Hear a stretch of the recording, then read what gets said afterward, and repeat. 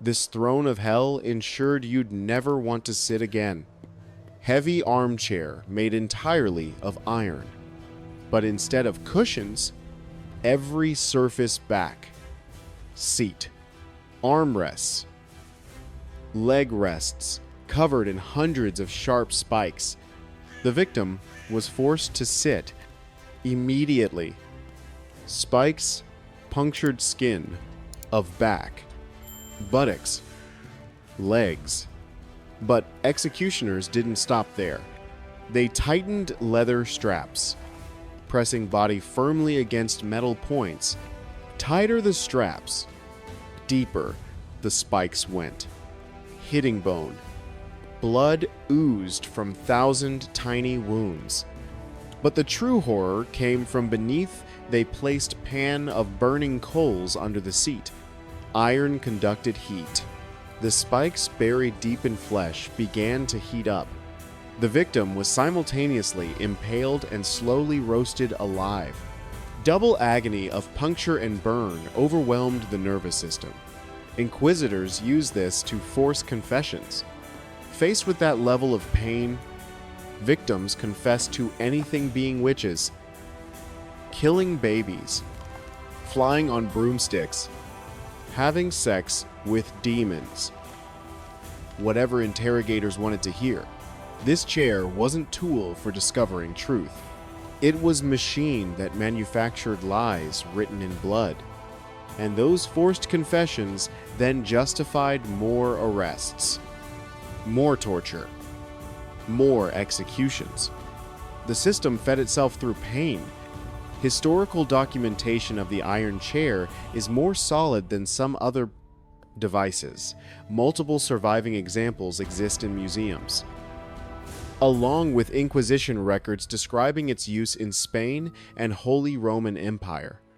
Territories from roughly 1,500 1700s. When we examine these blood-soaked pages, what patterns emerge? First, gendered violence always targets symbols of female identity. Breasts, motherhood, voice autonomy, reproductive organs, sexuality. The violence wasn't random. It was precisely calibrated to destroy what medieval society defined as essential feminine characteristics. Second, public humiliation serves political purposes beyond individual punishment. When thousands watch a woman burned, bridled, drowned, mutilated, they're being taught lessons about power, submission, the cost of transgression. The spectacle is the point. Third, theological or legal justification makes brutality sustainable for centuries.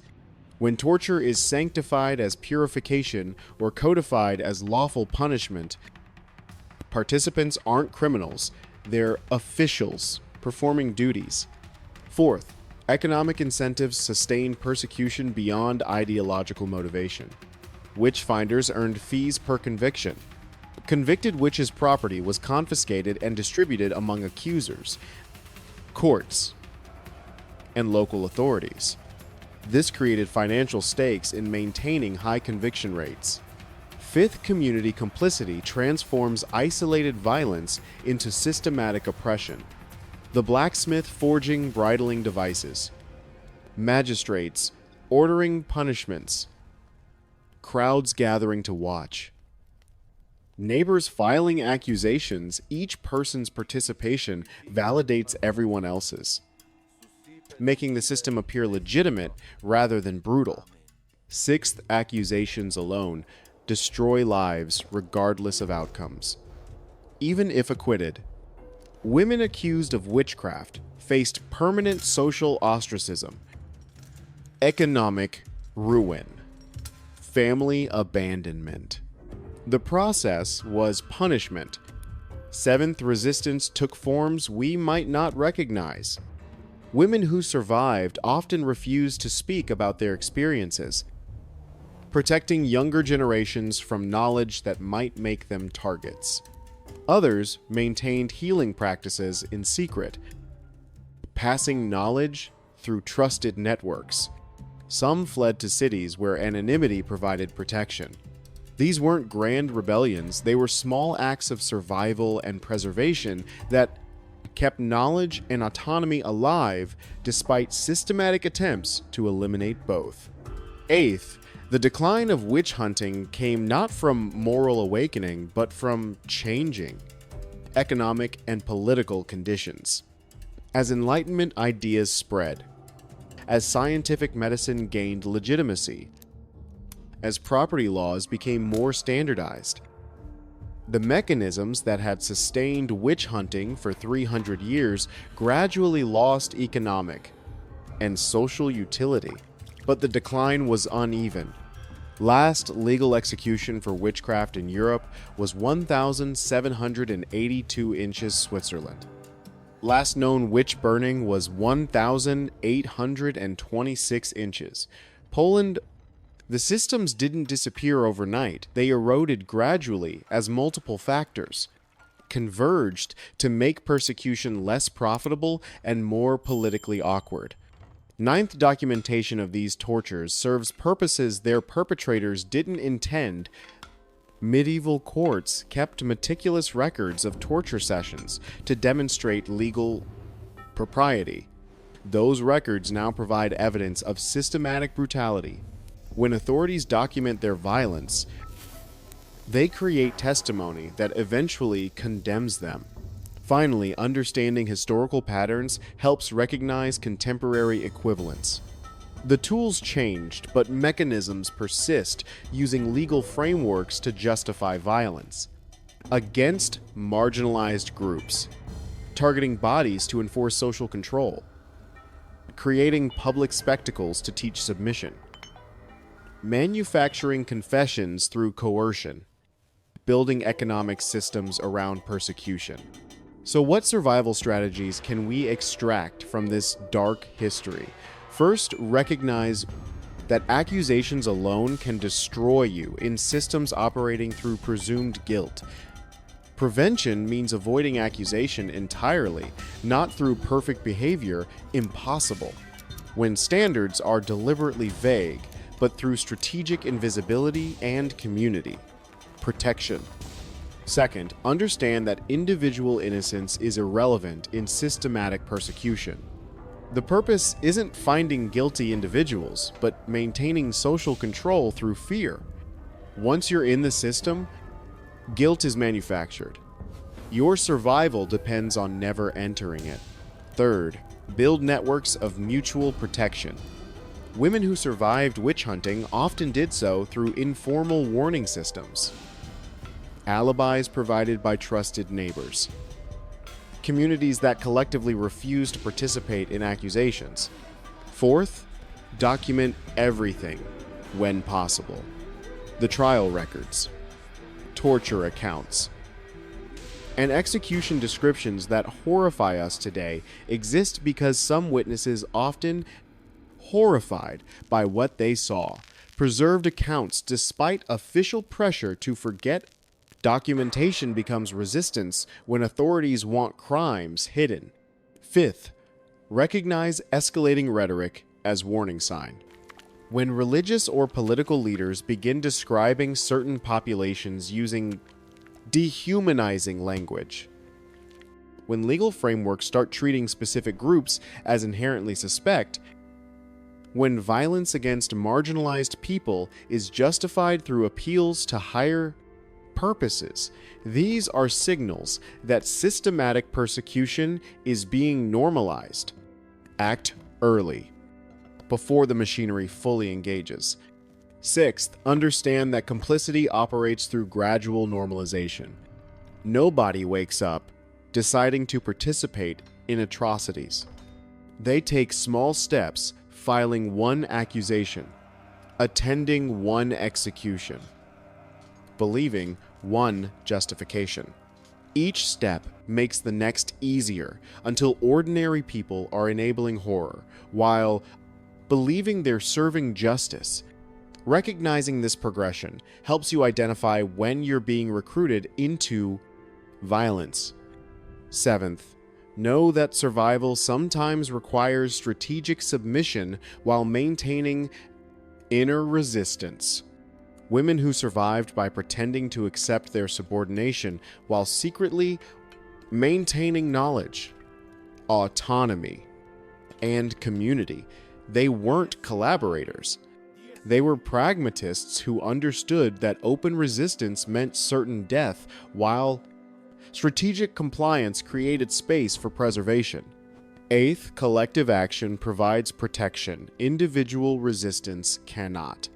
Single women accused of witchcraft rarely survived. Communities that collectively refused to participate in trials, that provided alibis, that made accusations socially costly.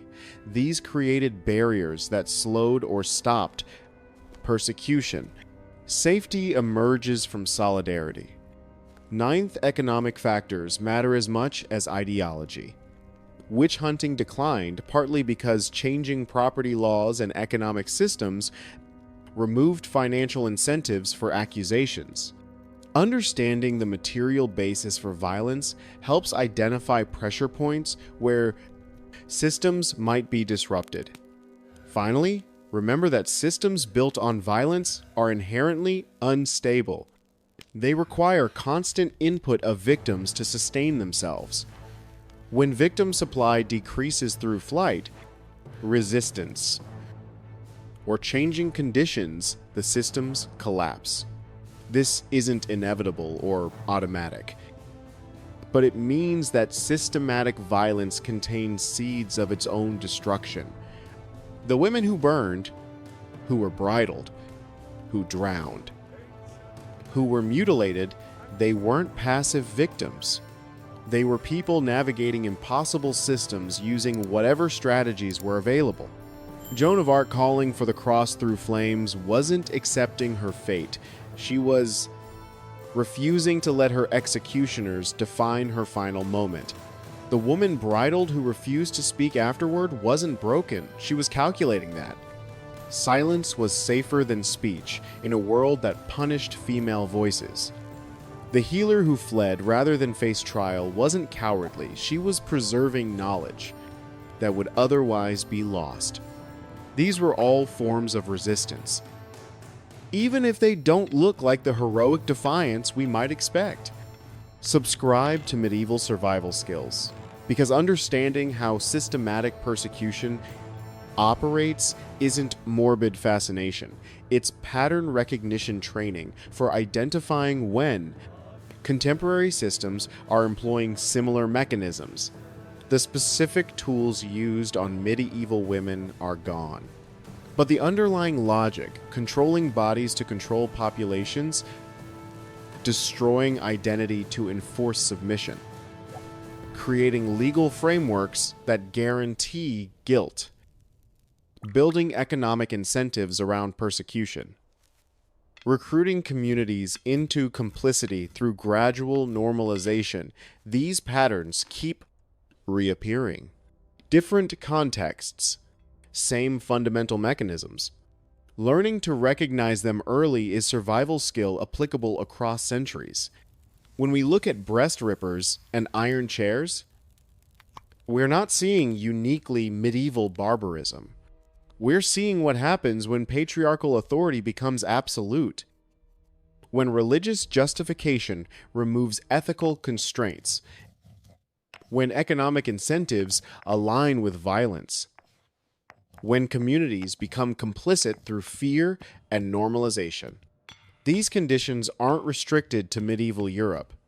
They emerge whenever similar combinations of factors converge authority, claiming divine or ideological mandate. Legal systems designed to confirm rather than test accusations. Economic structures rewarding persecution. Populations conditioned to accept violence as necessary. And absence of external accountability. The question isn't how could they do this, because we know how gradually, legally, collectively, with sacred justification and economic motivation. The question is, how do we recognize when similar patterns are emerging in contemporary contexts? How do we identify the early signs, the dehumanizing rhetoric, the legal frameworks expanding definitions of criminality, the economic incentives aligning around persecution, the normalization of violence against specific groups? These are the survival skills medieval history teaches. Not how to endure torture, how to recognize the systems that deploy torture before you. Become their target. The Scold's Bridle teaches us that controlling speech is often the first step in controlling bodies. When authorities start punishing certain forms of expression, when they create mechanisms for silencing marginalized voices, when speaking truth becomes dangerous, these are warnings. The ducking stool teaches us that legal procedures can be designed to guarantee predetermined outcomes while maintaining appearance of fairness. When judicial systems operate through logic, ensuring guilt regardless of evidence, when the process itself is punishment, when defending yourself is treated as confirming charges, these are warnings. The breast ripper and Spanish donkey teach us that violence often targets symbols of identity specific to marginalized groups. When persecution focuses on destroying characteristics that define membership in targeted populations, these are warnings. The iron chair teaches us that torture manufactures whatever confessions authorities desire. That pain-induced testimony is worthless for discovering truth, but effective for sustaining persecution. When legal systems rely on coerced confessions, when interrogation techniques are designed to break resistance rather than discover facts, when admission of guilt is treated as validation of charges rather than evidence of torture, these are warnings. And the entire system of witch hunting teaches us that systematic persecution requires multiple enabling factors: ideological justification, protecting Christian society from demonic influence, legal framework, witch hunting manuals, trial procedures, expert testimony from witch finders, economic incentive, property confiscation, fees for accusers and prosecutors, community complicity, neighbors filing accusations, crowds attending executions, an absence of accountability, authorities investigating themselves, no independent oversight.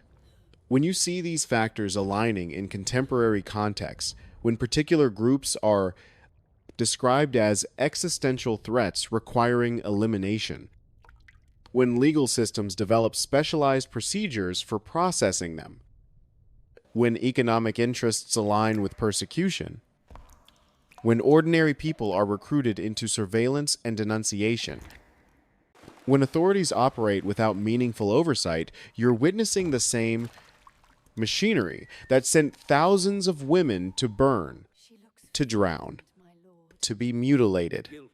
The tools changed. The assembly instructions remain largely the same.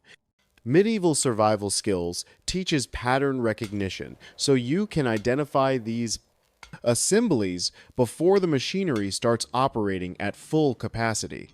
The survival wisdom from medieval persecution of women prevention beats resistance, because systems designed to manufacture guilt can't be defeated through proving innocence. Recognizing danger early and acting before formal accusations are filed is your only effective defense.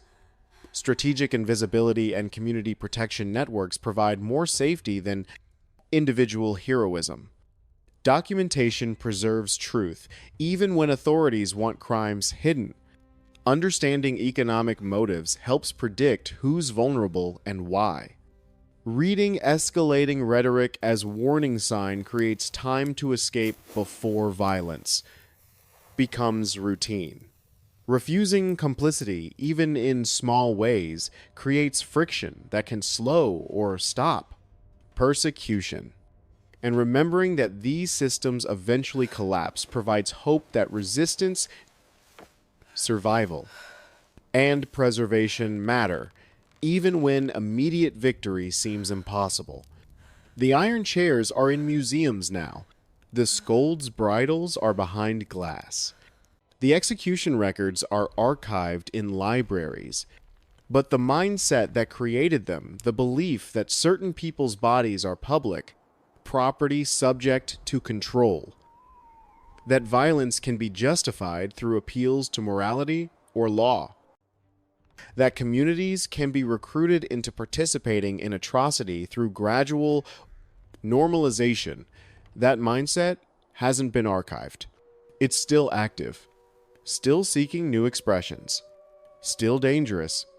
The distance between civilization and the torture chamber is measured not in centuries, but in the number of justifications we're willing to accept for violence against those we've been taught to view as threats.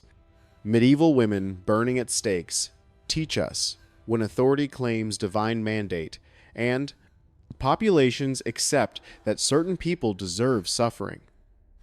Humanity's capacity for systematic cruelty is nearly limitless, but they also teach us, even in darkest circumstances, preservation is possible. Knowledge survives. Stories persist. And understanding how brutality operates is the first step to ensuring it doesn't operate on you.